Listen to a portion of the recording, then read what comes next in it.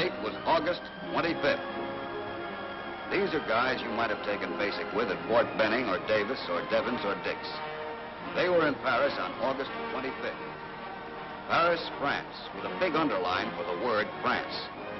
Because this old fellow, her, him, had been walking around the streets for 4 years in Paris, Germany, sleepwalking in a kind of German nightmare.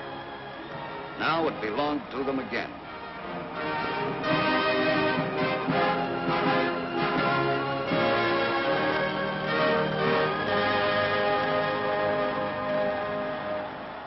G.I. Joe and his big tank and his little Jeep and his dirty pants was lucky enough to be there to get some dividends from the way they felt about it. Like that. It wasn't new to the Yanks. They'd been in France a couple of months already. But just the same, it was very pleasant to be around when liberation came to Paris. Yeah, the kisses, the yelling, the waving, the sheepish GI grins are what it looks like, this business of liberation. Oh la la, c'est Américain magnifique. C'est wonderful American. But you can't just look at scenes like this and say that's what liberation is.